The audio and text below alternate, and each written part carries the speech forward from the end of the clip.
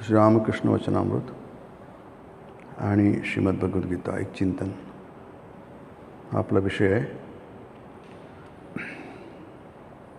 प्रवचनमालेचा.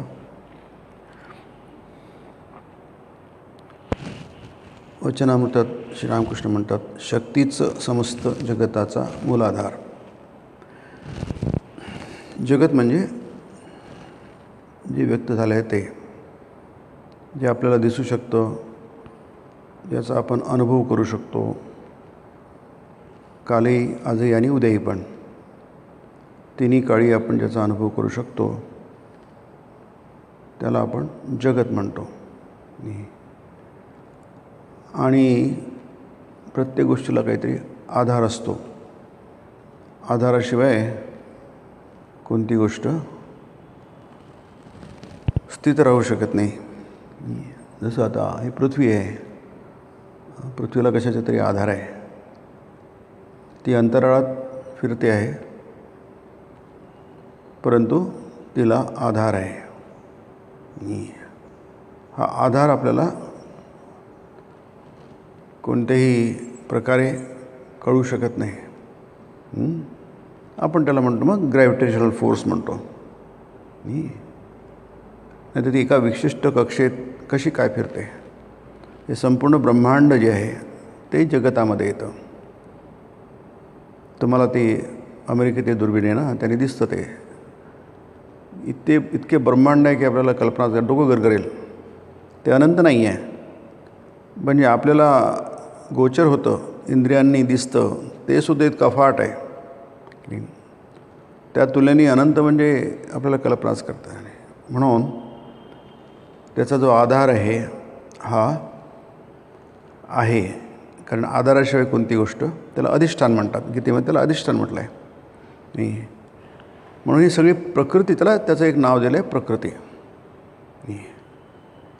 गीतेमध्ये 13व्या अध्यायात आहे, प्रकृतीम पुरुषम चैव विद्यनादि उभावपी. ह्या दोन्ही गोष्टी आहेत, आधार आणि आधेय. प्रकृती आणि पुरुष. एक आधार असतो आणि एक आधार घेणारा असतो, आधेय.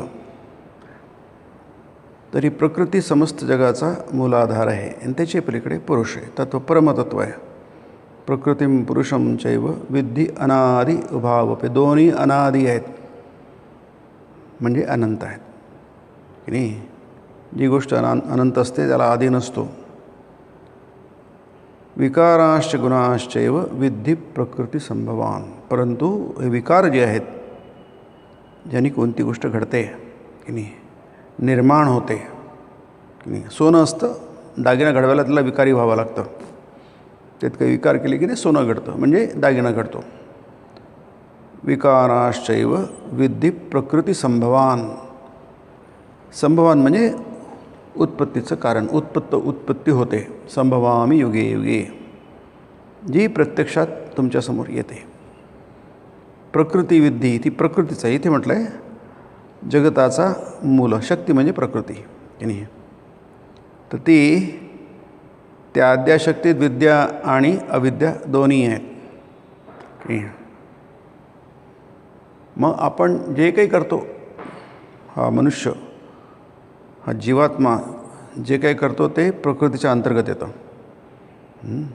कारण तिसून दुसरं काहीच नाही आहे. संपूर्ण जगताचा मूलाधार तीच आहे. त्यामुळे जे काही येतं ते सगळं प्रकृतीच्या अंतर्गत येतं. पण आपल्याला चॉईस आहे, त्यातल्या तसं म्हणता येईल आहे.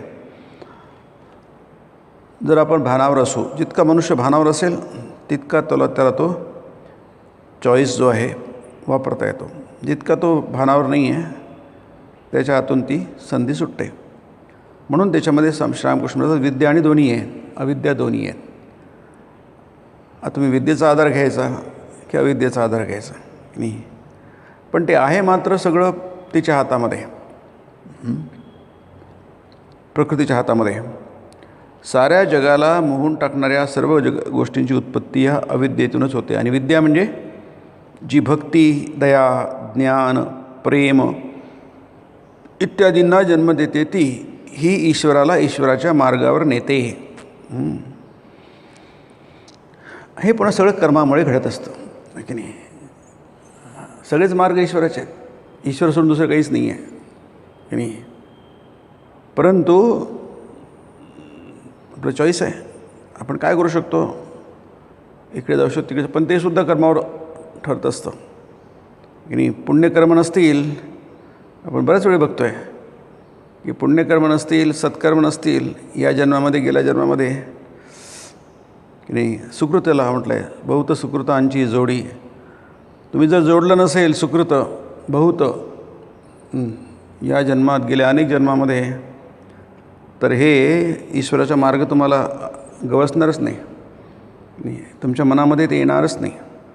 ते येतं याचं कारण काय, अनेक गेल्या गेल्या जन्मांमध्ये काहीतरी सुकृत पुण्य घडलेलं आहे. जनानाम पुण्यकर्मणाम गीता म्हणते की नाही. या लोकी अनेक पुण्यकर्म केल्यानंतर या गोष्टी आपल्या वाट्याला येत असतात नाही. पण ते सगळं काय पापपुण्य प्रकृतीच्या अंतर्गतच येतं की नाही. या दोन गोष्टी नाही आहेत की नाही. म्हणून पुराणांमध्ये इतिहासामध्ये आपल्याला नेहमी आढळतं की शिशुपालाचा वध कृष्णाने केला. 100 त्यांनी अपराध केले शिशुपालाने भर सभेमध्ये सगळ्यांच्या समोर. भरपूर त्याला शिव्या दिल्या, यथेच्छ त्याची नालस्ती केली कृष्णाची सगळ्यांच्या समोर. ज्याचा अर्थ अग्रपूजा झाली होती रासयज्ञामध्ये, सगळ्यात श्रेष्ठ पुरुष या राजसयज्ञामध्ये कृष्ण आहे असं घोषित करण्यात आलं. आणि त्याची पाद्यपूजा झाली, सगळं झालं. आणि हा शिशुपाल म्हणतो की हा माणूस याच्या लायकीचा नाही आहे की नाही, याला तुम्ही आणि आमचा अपमान केला, या असल्या गवळ्याच्या पोराला तुम्ही एवढा मोठा सन्मान देऊन आमच्या सगळ्या राजांचा अपमान केला. आणि वाटेल ते 100 त्यांनी प्रकारे त्याची नालस्ती केली. कृष्ण शांत राहिला की नाही.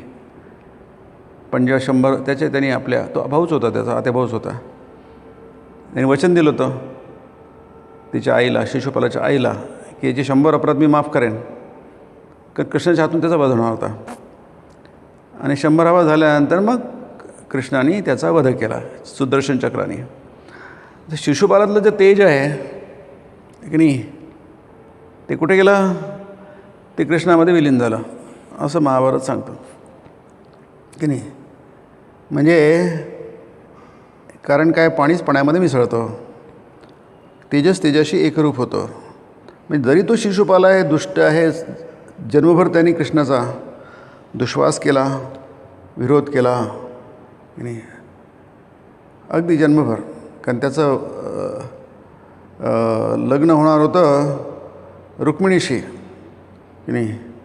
कारण रुक्मिणीचा भाऊ रुक्मिणी त्यांनी ठरवलं होतं शिशुपालाशी, तोही कृष्णाचा द्वेष्टाच होता की नाही.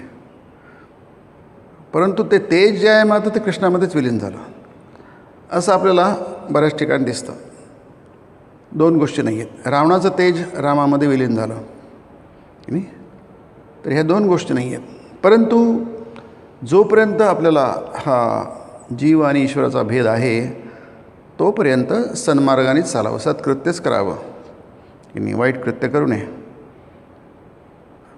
आपलं हे सांगतात, पुराणं सांगतात की देवाचा अगदी मनापासून जरी द्वेष केला तरी तुम्हाला देवाचीच प्राप्ती होईल आहे. कारण काय, तुम्ही सतत देवाचं चिंतन करता. कंसाने सतत चिंतन केलं कृष्णाचं, द्वेष केला की नाही. शिशुपालाने तेच केलं. पण मुख्य म्हणजे देवाचं चिंतन घडलं पाहिजे. ते विरुद्ध भावानी असो की सद्भावानी असो. पण चांगला मार्ग असताना श्रीरामकृष्ण म्हणतात वाईट मार्गाने, चुकीच्या मार्गाने कशाला जायचं की नाही, त्याच्यामध्ये धोके आहेत. म्हणून या अविद्येला प्रसन्न करून घेतलं पाहिजे. म्हणूनच शक्तिपूजेचा प्रघात. ही अविद्येला प्रसन्न करून घ्यायचं म्हणजे काय, विद्येला प्रसन्न करून घ्यायचं ठीक आहे, पण ती अविद्या जी आहे ही तुम्हाला अडथळे आणते की नाही, मोहात टाकते. आपण कारण आपल्यासमोर उद्देश काय आहे की ईश्वरावर खूप प्रेम करायला पाहिजे. श्रीरामकृष्ण म्हणतात खूप प्रेम जडायला पाहिजे. आणि ते खूप प्रेम जडणं अतिशय अवघड आहे नाही, कारण ते आपल्या प्रकृतीच्या योजनेत बसत नाही. ते आपल्याला करावं लागेल. तिच्या योजनेमध्ये संभवामी सगळे प्रकृती संभवा, ही जी सृष्टी आहे, जगत आहे, ब्रह्मांड आहे, हे घडायचं असेल तर सत्वरजतमाचा खेळ आहे की नाही. साम्यावस्था आली की समजा सत्वरजतम, सत्वच आहे रजतम नाहीच आहे, मग जग घडणारच नाही. फक्त तमच आहे तरी जग घडणार नाही. रज आहे तर नाही, तिन्हींचा हे पाहिजे, मेळ पाहिजे. त्यामुळे हे सत्वही राहणार, रजही राहणार, तमही राहणार, ते तुमच्यातही राहणार, बाहेरही राहणार की नाही. म्हणजे अगदी सत्वरजतमाशिवाय काही गोष्टी घडतच नाही की नाही. फक्त महापुरुषांमध्ये तो सत्वगुण असतो, सत्वगुण आधारित, आणि त्याच्यात विशुद्ध सत्वगुण असतो असं म्हणतात. श्रीरामकृष्ण म्हणतात की सत्वगुणामध्ये जो भेसळ असते ती सुद्धा काढून टाका की नाही, मग त्याला ईश्वराशिवाय दुसरं काही सुचत नाही असं वर्णन येतं की नाही. ज्यावेळी माणसाला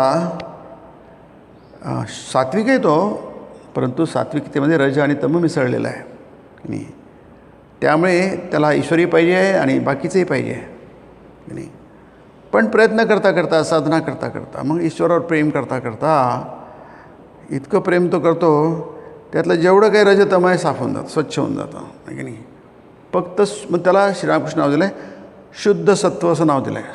सत्वातली जी भेसळ आहे ती गेली म्हणजे सत्वसुद्धा शुद्ध झालं. सत्व प्रकाशमय असतं की नाही. गीतेमध्ये सांगितलं आहे की नाही, प्रकाशांच्या प्रवृत्तींच्या मोहमेवच पांडव. इथे प्रकाश म्हणजे सत्व, प्रवृत्ती म्हणजे रज, प्रकाशांच्या प्रवृत्तींचं, मोह म्हणजे तम की नाही. या तिन्ही गोष्टी असतातच. आणि तुम्ही न द्वेष्टी संप्रवृत्ता, आणि त्यात तुमच्यामध्ये प्रवृत्ताने म्हणजे चांगलं ॲक्टिव्ह असतात. त्याला प्रवृत्ताने म्हटलं गीतेमध्ये, चांगल्या ॲक्टिव्ह असतात. कधी याचा जोर असतो, कधी त्याचा जोर असतो, कधी त्याचा जोर असतो, पण ॲक्टिव्ह आहे त्या. कारण प्रकृतीचे जे गुण आहेत ते न द्वेष्टी, ती साधना आहे. तुम्ही उद्वेग करू नका, त्याला द्वेष्टी म्हणतात. आपण द्वेष करतो ना आणि विरोध करतो, आपली शक्ती खर्च करतो, त्याचा द्वेष करू नका. सत्व रजतम तिन्ही आहे की नाही, ते येतात आणि जातात. न द्वेष्टी संप्रवृत्ता आणि न निवृत्ता आणि कांक्षी, ते गेले तरी त्याची आकांक्षा करू नका. हा काय प्रकार आहे की नाही. आपल्याला सत्व पाहिजे आणि तमो नाही आहे हे स्पष्ट आहे. परंतु तुम्हाला जर ईश्वराच्या मार्गावर चालायचं असेल, याचा अर्थ असा नाही की ते येणार नाही. तिन्ही येणार, आळीपाळीने येणार. फक्त त्याचा क्रम आणि त्याचा जोर. सत्व आहे त्याच्यामध्ये रज आणि तम कमी येणार, तम आहे रज सत्व कमी येणार, पण येणार मात्र नक्की आहे की नाही. मोह होणार जोपर्यंत शरीर धारण केलं आहे, कारण शरीर धारणाचे प्रकृतींच्या गुणांमुळे होत असतं आहे की नाही. प्रकृतीं पुरुषं चैव विद्यनादि उभावपी, अगदी अनादी काळापासूनही आहे. म्हणून त्याला अर्थात आपल्यासमोर उद्देश काय ते म्हणणं, कावीळ जशी होते, कावीळ झाली की सगळीकडे पिवळं पिवळं दिसायला लागतं आहे की नाही. तसं ईश्वर प्रेम व्हायला हवं. ईश्वरावर खूप प्रेम न जडल्यास काहीच होणं शक्य नाही,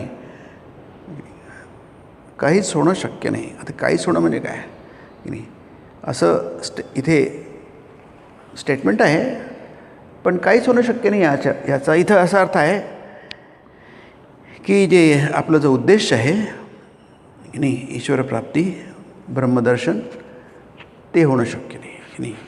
कारण काय, ईश्वरावर खूप प्रेम न जडल्यास, म्हणजे प्रेम जडलं आहे पण खूप प्रेम नाही जडलं पाहिजे. किती प्रेम जडायला पाहिजे त्याचं त्याने उदाहरण दिलं. जसं आपण आता गाढ अनुराग उत्पन्न होईल तेव्हाच ना चौकडे सारं ईश्वरमय दिसेल.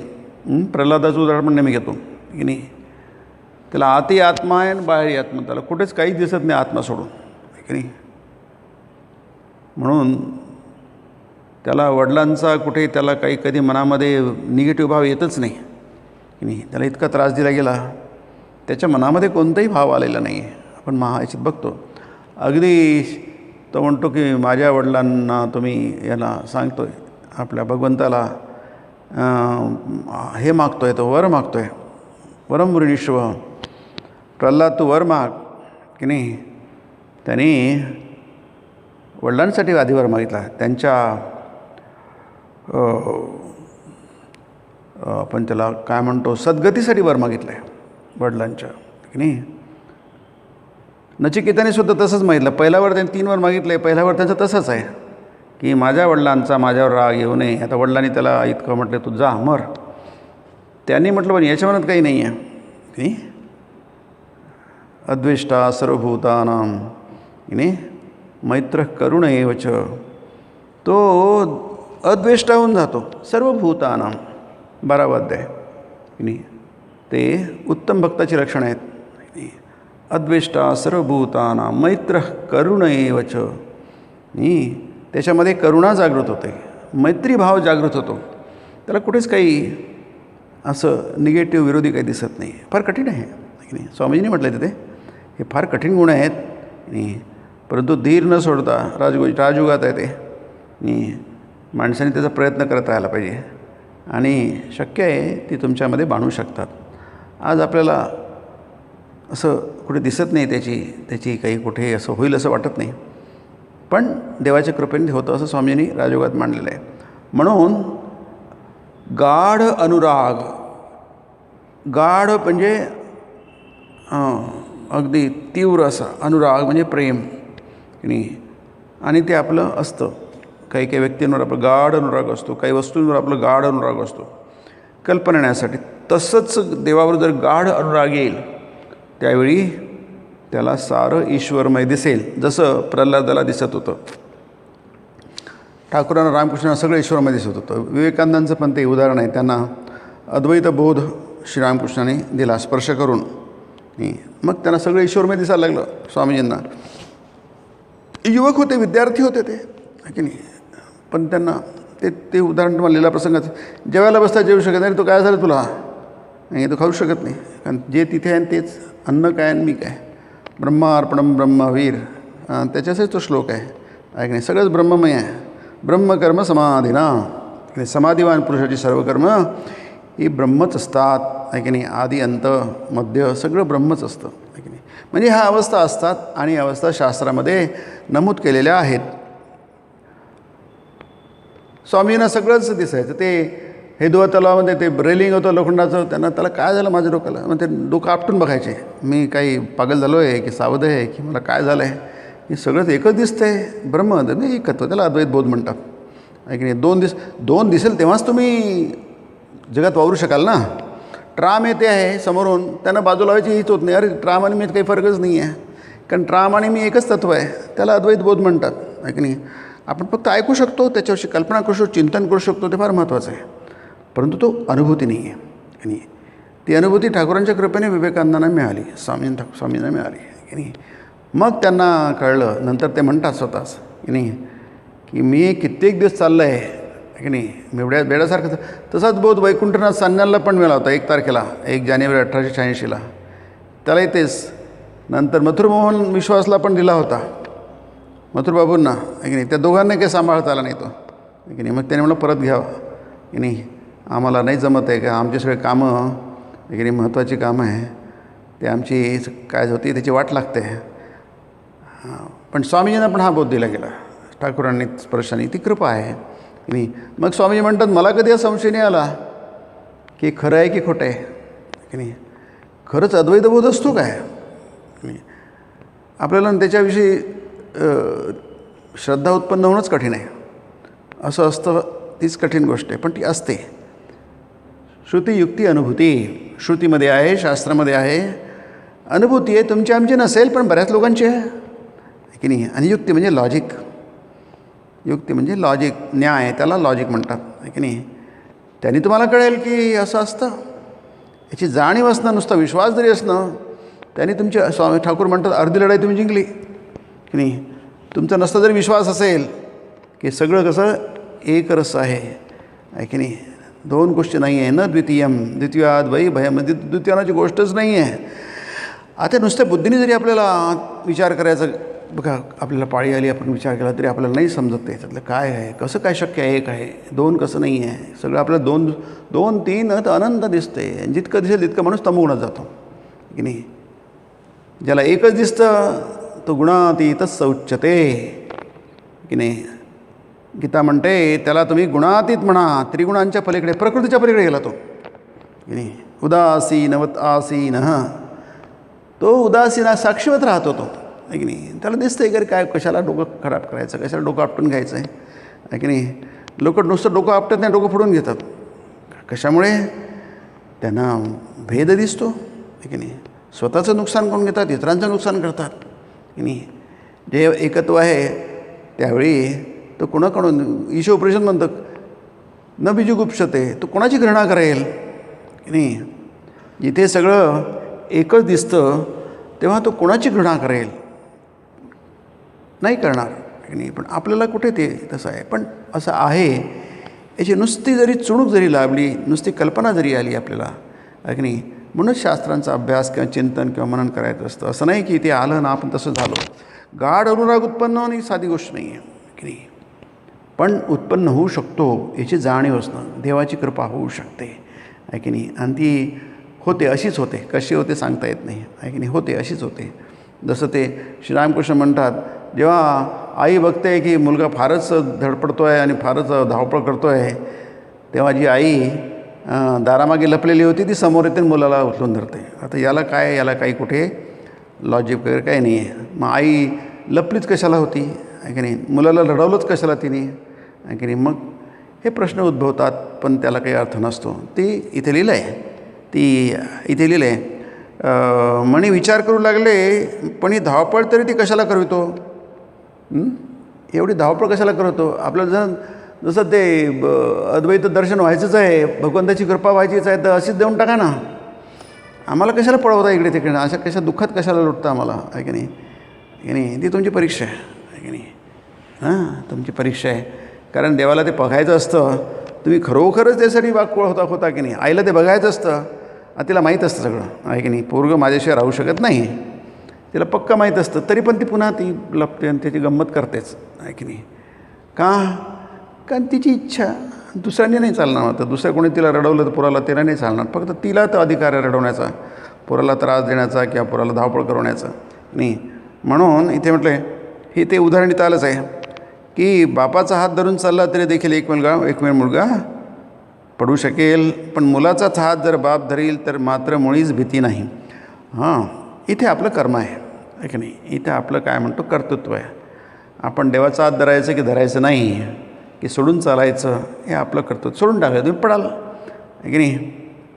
धरून ठेवला तर बाप तुम्हाला धरून ठेवेल, पडू देणार नाही की नाही. म्हणजे तुम्ही जर अहंकार सोडला, मी बापाचा हात कशाला धरील आहे की नाही. आपला अहंकार फार मजेदार असतो आहे की नाही. जिथे नाही तिथे त्या डोकं वर काढतो की नाही. मी कशाला हात, मला काही चालता येत नाही का? अरे चालता येतं, धरणं काय, यू आर सेफ, सुरक्षित आहेस तू.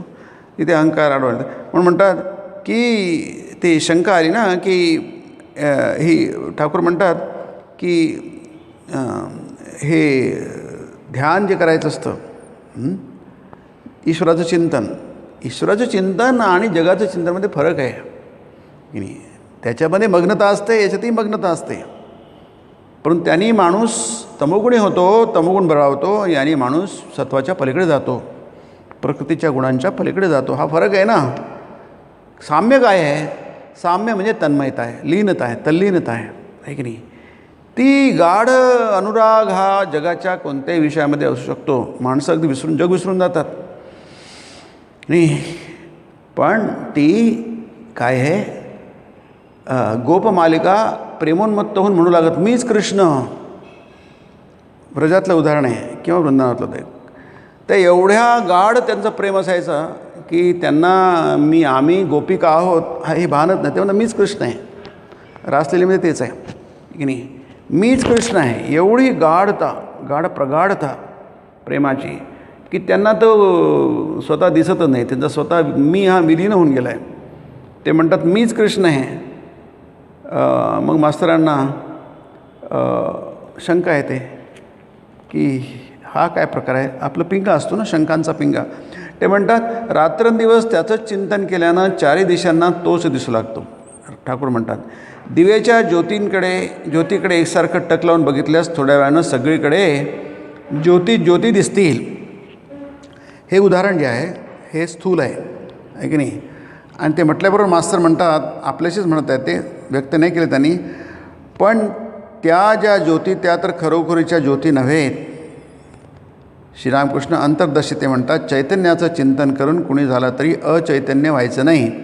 शिवनाथ एकदा म्हणाला होता, सदानकदा देवदेव करीत राहिल्यानं डोकं बिघडतं. मी त्याला म्हणालो, म्हणजे ठाकूर त्याला म्हणाले शिवनाथला, चैतन्याचं चिंतन करून का कोणी अचेतन झाला आहे कधी?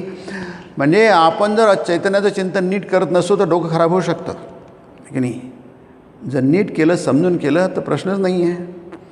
चैतन्याचं चिंतन करून कधी, आपण गेल्या वेळेस बघितलं, गेल्याच प्रवचनात बघितलं, कधी कोणाचे आजपर्यंत कधी नुकसान झालेलं नाही आहे. आणि नुकसान होत असेल तर आपलं काहीतरी चुकतं आहे की नाही, आपलं काहीतरी चुकतं आहे, किंवा आपण प्रकृतीच्या गुणाच्या अंतर्गत येतो आहे.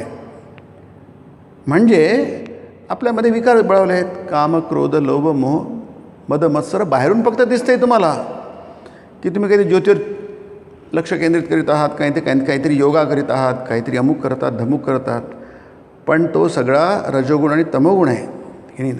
ईश्वराच्या प्रेमातून उद्भवलेली बाब नाही आहे ती. म्हणून खूप लोकांचं नुकसान होतं. त्या भक्तीमुळे होत नाही ते की नाही. कधी कोणाचं झालं नाही. आपण नेहमी प्रल्हादाचं उदाहरण घेतो, त्याचं काहीच नुकसान झालं नाही. ते तुम्ही भागवत वाचा, तुम्हाला समजेल तर काय अद्भुत. त्या एक कल्प त्यांनी काहीतरी त्याला राज्य करायला मिळालं वगैरे वगैरे सगळं. ते तो वेगळा विषय आपण नंतर बघू कधीतरी, की भारतीय याच्यामध्ये दर्शन प्रणालीमध्ये काळाचा सेन्स नाही आहे की नाही. म्हणून आपल्याकडे 10,000 वर्ष त्यांनी तपश्चर्या केली आणि एक कल्प त्यांनी हे काढलं, असं जे वर्णन आहे त्याच्यामुळे येते की नाही.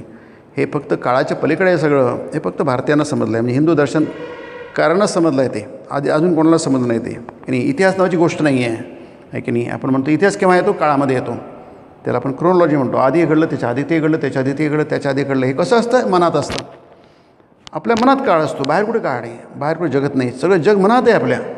तसंच काळसुद्धा बाहेर नाही आहे की नाही. हा काळ आपल्या मनात असतो. आपण मन संपलं, मनोनाश, त्याला मनोनाश म्हणतात. मनाचा नाश झाला की सगळं जगही संपलं आहे की नाही. इतिहासही संपला, काळाचा बोधच संपला. नाही तर अद्वैत कसं होणार? आधी अंत मध्य काहीच नाही राहणार. हे समजायलाच किती कठीण आहे. हे भारतीय दर्शनकारांना समजलं होतं, दार्शनिकांना समजलं होतं आणि त्यांनी अनुभूती घेतली होती. आणि म्हणून आपल्याकडे काळाचा बोध नाही आहे. आपण इतिहासाला जास्त महत्त्व देत नाही आहे की नाही. पाश्चात्य लोक इतिहासाला फार महत्त्व देतात, त्याची जनतेला फार महत्त्व आहे. तुमच्याकडे प्रूफ काय आहे? आपण प्रूफ गेले का? आम्ही असेच 1000-2000 वर्षाचा विचारच करत नाही आहे. आपण अनंत काळाचा विचार करतो. लक्षात घ्या, लोक पुराणांना काहीतरी म्हणतात, ते काय सगळं अतार्किक आहे सगळं, तिथलं वर्णन अतार्किक वगैरे काही नाही. त्यांना त्याचं देणंघेणंच नाही आहे त्या काळाचं. आम्ही अनंत काळामध्ये आहोत. आणि काही लोक 2000, 4000, 5000 वर्षामध्ये किती फरक आहे त्याच्यामध्ये. आपलं मन हे अनंत काळामध्ये वावरतं आहे आणि म्हणून आपण हे सगळं निर्माण करू शकलो. पण ते म्हणतात की जबर काळी झाली तरच ना सगळं पिवळं दिसणार. ह्या सगळ्या गोष्टी ते फक्त मी थोडंसं संक्षेपात सांगितलं आहे. काळाचा बोध राजयोगात पण आहे. शेवटून दुसरं सूत्र त्याच्यातच आहे की तुमचा इतिहासाचा बोध जातो. म्हणजे कसं की तुम्हाला जन्म होता, तुम्ही जन्मले किंवा तुम्ही मरणार आहात, हा बोधच निघून जातो की नाही. तुम्ही अमुक काळी जन्मले, तुमचा जन्मदिवस तो आहे, मृत्यूदिवस तो आहे, हा बोध निघून जातो. तुम्हाला न जन्म आहे, न जायते म्रियते वा कदाचित. तो बोधच राहत नाही तुमच्या मनामध्ये, कारण तिथे मनच नाही आहे. पण या फार सूक्ष्म गोष्टी आहेत. पण प्रेम मात्र अशी गोष्ट आहे की प्रेम करू शकतो आपण, कारण सगळ्यांनाच बुद्धीचा वापर करता येत नाही. तितकी सूक्ष्म बुद्धी प्रत्येकाकडे नसते. पण विचार करायला काही हरकत नाही आहे की नाही. की जसं मी म्हटलं की परीक्षिताला सांगितलं शुकदेवाने, अरे तुला मृत्यूचा काही प्रश्नच नाही, तुला जन्मच झालेला नाही, तुला मृत्यू कुठनं होणार आहे की नाही. फार नंतरची गोष्ट आहे, फार सुंदर गोष्ट आहे. परंतु प्रेम म्हणजे काय? तुम्हाला गाढ प्रेम, त्याला त्यांनी उदाहरण दिलं कावीळ, जबर कावीळ आहे की नाही. तुमचं जबर जर कावीळ झाले तर काय दिसेल? पिवळं काहीच नाही, सगळंच काय आहे इतरांना दिसतं आहे. पण याला मात्र सगळं पिवळं दिसायला लागतं नाही. तसंच जो भक्त असतो त्याला सगळं ईश्वरमय दिसायला लागतं. दुसरं उदाहरण आणखी दिलं आहे त्यांनी, तेव्हा मग तोच मी असा बोध होतो. तत्वमसी, तोच म्हणजे ब्रह्मच मी आहे असा बोध होतो. त्यांनी पुन्हा उदाहरण दिलं आहे, कारण ह्या गोष्टी समजत नाही म्हणून उदाहरणावर उदाहरण दिली जातात. ह्या सूक्ष्म गोष्टी असतात, आपल्या डोक्यात येत नाही, बुद्धीने समजत नाही, सतत उदाहरणं दिली जातात. जसं ज्ञानेश्वरीमध्ये दृष्टांत आहेत. प्याल्यावर प्याले रिसवून पुरेपूर जिंकल्यानंतरच नशाखोर भरत असतो, मीच काली. गोपबालिका प्रेमोन्मत्त होऊन म्हणू लागत, मीच कृष्ण. परंतु हे वेडेपणा नव्हे, आहे की नाही. हा भक्तीचा वेडेपणा आहे की नाही. साधा वेडेपणा आणि भक्तीचा वेडेपणा खूप फरक असतो की नाही. आणि मग मास्तरांना कळतं की विषयाचं चिंतन नाही आहे, हे तर चैतन्याचं चिंतन आहे. त्यांनी कसं काय माणूस वेडा होणार की नाही. श्रीरामकृष्ण प्रसन्न झाले, त्यांना कळलं की याला कळलेलं आहे आणि कळणं फार कठीण आहे. याला प्रसन्न झाले आणि ते म्हणतात की त्याची कृपा बघा, ही भगवंताची कृपा. त्यानं कृपा केली नाही तर काही केल्या संशय निवृत्ती व्हायची नाही. आत्मसाक्षात्कार झाल्याखेरीज शंका कुशंकांचा पिंगा थांबत नसतो. एकदा त्याची कृपा झाली की मग कसलंच भय नाही. मग तुम्ही निर्भय आहात, तुम्ही भयाच्या पलीकडे गेलात. तुम्हाला कोणतीच गोष्ट जगातली घाबरवू शकत नाही, अगदी मृत्यूसुद्धा तुम्हाला घाबरवू शकत नाही. याचं कारण काय, तुम्हाला कळलेलं आहे सगळंच काही त्याच्या हातात आहे. आणि आज आपण तोंडाने म्हणतो, पण तो बोध आपल्यामध्ये निर्माण झालेला नाही आहे. पण म्हणायला काही हरकत नाही आहे. आणि असं करता करता करता मनामध्ये ती दृढता येते. म्हणून अविद्येला प्रसन्न करून घेतलं पाहिजे. मी जसं विद्येला प्रसन्न करून घेतलं पाहिजे. विद्या म्हणजे हेच सांगितलं आहे ते की आपण आता बघितलं, दया, ज्ञान, प्रेम हे सगळं आपल्याला संपादन करावं लागतं आणि मिळवावं लागतं. मग अविद्येला प्रसन्न करून घ्यायला पाहिजे म्हणजे काय की ती मार्गामध्ये येऊ शकते. हे जे आतल्या आत आहे प्रकृती 3 गुण ते बाहेर येऊ शकतात. बेसावध राहिलं माणूस प्रमत्त म्हणतात त्याला, प्रमत्तो भव, तर माणसामध्ये हे गुण बळावू शकतात. म्हणून देवाला शरण जाऊन आपण ही साधना करायला पाहिजे. त्या आनंदमय सनातन पुरुषाला जाणता यायचं नाही. म्हणजे त्या महामायेनं वाट दिली तरच आज जाणं जमायचं. बाहेरच खितपत राहिल्यानं केवळ बाहेरच्याच गोष्टी दिसायच्या. त्या आनंदमय सनातन पुरुषाला जाणता यायचं नाही. आनंदमय सनातन पुरुष म्हणजे आपण गेल्यावेळी बघितलं की ते ब्रह्माचं. ब्रह्म हे आनंदमय आहे की नाही. त्याच्यात आनंद सोडून दुसरं काहीच नाही आहे. समुद्रामध्ये पाणी सोडून दुसरं काहीच नसतं की नाही. तसंच याच्यामध्ये ब्रह्मामध्ये आनंद सोडून दुसरं काहीच नाही. संपूर्ण आनंद आनंद आणि आनंदच आहे की नाही. आनंदादेव खल्विमानी भूतानी जायन्ते. उपनिषद म्हणतं हे सगळं जग कुठून आलेलं आहे. हे भूत तुम्ही आम्ही कुठून आलेलो आहोत. त्याचा उगम कुठला आहे. आनंदात एव, आनंदातूनच आपली उत्पत्ती झाली आहे. खलु इमानी भूतानी जायन्ते. खरोखरच इमानी भूतानी जायन्ते, जन्मते, संभवते की नाही. या सगळ्या भूतांची उत्पत्ती, जगाची उत्पत्ती, कारण जगाची उत्पत्ती झालीच आहे आणि प्रत्येक गोष्टी उत्पत्ती होतेच. त्याची उत्पत्ती झाल्याशिवाय नदीची उत्पत्ती होते, त्याचा उगम असतोच की नाही. प्रत्येक गोष्टीची उन्मत्ती कशात होते. आपण म्हणतो विज्ञान म्हणतं याच्यातून होते, ते म्हणतात नाही आनंदातून होते. आनंद काय, ब्रह्म येते की नाही. ब्रह्मातूनच सगळ्याची आनंदात एव खलु इमानी भूतानी जायन्ते. त्याच्यातच राहतं प्रविशन्ति यद्वत. आणि ते परत कुठं जातं, ते ब्रह्मात आनंदातच विलीन होतं की नाही. जन्म आनंदाचा आहे, मृत्यूसुद्धा आनंदाचा. 16 आहे तो. कबीराने त्याला परमानंद म्हटलं आहे की मी जन्मभर आनंद भोगला आणि मृत्यू मात्रामध्ये परमानंद भोगतो आहे मी, असं कबीरदास म्हणतात आहे की नाही. मी जन्मभर आनंदच आनंद केला आणि मृत्यू तर काय प्रश्नच नाही. काय तो परमानंद आहे. मी तुकारामांचं ते आहे ना की शेवटचा दिवस गोड व्हावा की नाही. आमचं जीवनच मधु होतं, मधुमय होतं. संपूर्ण जीवन आम्ही मधुमय सेलिब्रेट केलं. आपण जसे सण करतो ना, सेलिब्रेट करतो, तसं आम्ही जन्म सेलिब्रेट केला आणि शेवट तो तर आणखी पलीकडलं शेवट आहे. त्याचा आम्हाला कल्पनाच कर इतका तो आम्ही सेलिब्रेट केला की नाही. इकडे आनंद आहे, मध्ये आनंद आहे, शेवटी आनंद, असं उपनिषद म्हणतात, ऋषी म्हणतात की नाही. याचा अर्थ आपलं काहीतरी चुकतं आहे की नाही. आपलं काहीतरी चुकतं आहे. काय चुकतं आहे ते सांगतात. ते चिंतन आणि विवेकाने आपल्याला कळतं कुठं काय चुकतं आहे आपलं की नाही. आपण हे तर समजून घेतो, परंतु जन्म तर समजतो आपल्याला, पण न जायते म्रियते वा कदाचित, तिथे मरण नाही आहे, जन्मही नाही आहे की नाही. कारण मरण असलं की जन्म येणारच की नाही. तुम्ही मरणाला मान्यता दिली, जन्माला तुम्हाला मान्यता द्यावीच लागेल आहे की नाही. की नाही. स्वामीजी म्हणतात ज्ञानयोगामध्ये, ते मुलगा आहे आणि त्याला बाप नाही म्हटलं कसं शक्य आहे ते, आहे की नाही. उगम असतोच आहे की नाही. त्याचा आधी असतोच प्रत्येक गोष्टीला. जेव्हा अंत असतो तेव्हा आधी असतोच. लॉजिकल आहे ते. म्हणून इथे श्रीरामकृष्णांनी हे फार म्हणे किती तद्बुद्धया इथं सुंदर आहे. तद्बुद्धया तदात्मानं तन्निष्ठा तत्परायणा गच्छन्ति पुनरावृत्तिं ज्ञाननिर्धूत कल्मषः. सुंदर शब्द आहे. निर्धूत म्हणजे एकदम क्लीन, स्वच्छ. आता निर्धूतचं आपण हे कसं करणार? धूत म्हणजे धुतलेलं, मराठीतलं आपण वापरू शकतो. निर्धूत म्हणजे निश्शेष, अगदी संपूर्ण, त्यात काहीसुद्धा कल्मष म्हणजे दोष नाही आहे. निर्धूत कल्मषः की नाही. केव्हा शक्य आहे? तद्बुद्धया. तद म्हणजे ब्रह्म, त्याच्यातच बुद्धी तुमची गेली आहे. तदात्मानं, तिथेच तुम्ही तद्बुद्धया तदात्मानं तन्निष्ठा तत्परायणः. हे सगळं झाल्यानंतर काय होतं?